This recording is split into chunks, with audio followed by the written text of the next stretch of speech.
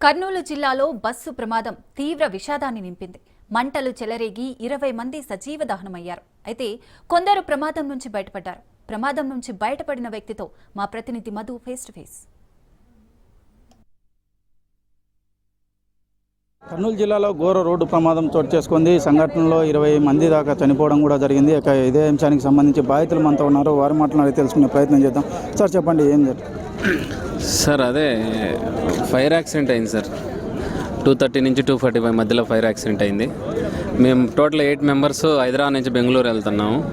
4 members మాత్రం save అయ్యాము. 4 members అందులోనే ఉండిపోయి చనిపోయారు సార్.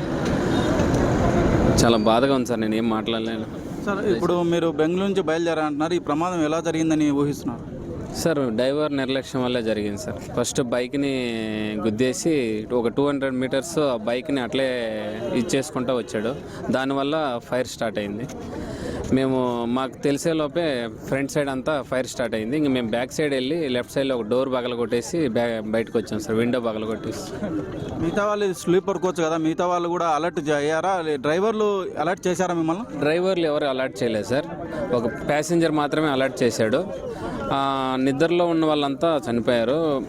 కొందరు అలర్ట్గా ఉన్న వాళ్ళు మాత్రమే ఆ బ్యాక్ సైడ్కి వెళ్ళి కొంతమంది సేవ్ అవ్వగలిగారు. ప్రమాదం జరిగిన వెంటనే డ్రైవర్ ఎక్కడికి వెళ్ళారు? సార్ మాకు ఫ్రంట్ సైడ్ అసలు డ్రైవర్ ఏం చేస్తున్నాడో మాకు తెలియదు. అక్కడ డోర్ ఓపెన్ అవ్వట్లేదు, మెయిన్ ముందు డోర్ ఓపెన్ అవ్వట్లేదు అని ఎవరో చెప్పారు. మేము డైరెక్ట్ బ్యాక్ సైడ్కి వెళ్ళాము. బ్యాక్ సైడ్ ఎమర్జెన్సీ డోర్ కూడా ఓపెన్ అవ్వలేదు. అందుకే నేను లెఫ్ట్ సైడ్లో ఒక విండో పగలగొట్టేసాను.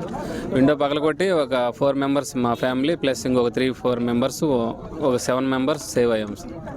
మీ ఫ్యామిలీ వాళ్ళు ఎవరున్నారు? మా 4 మెంబర్ ఇక్కడ ఇంకా 4 మెంబర్స్ మా అన్న అవుతారు. మా అన్న వాళ్ళ ఫ్యామిలీ చనిపోయారు. 4 చిన్నపిల్లలు, 2 హస్బెండ్ వైఫ్ 2 చనిపోయారు. ఇదైతే హృదయ విదారక ఘటన. బస్సు ప్రమాదంలోంచి బయటపడి అక్కడే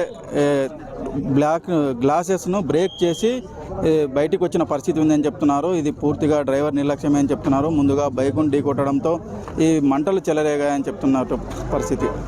వీడియో జర్నలిస్ట్ శివశంకర్తో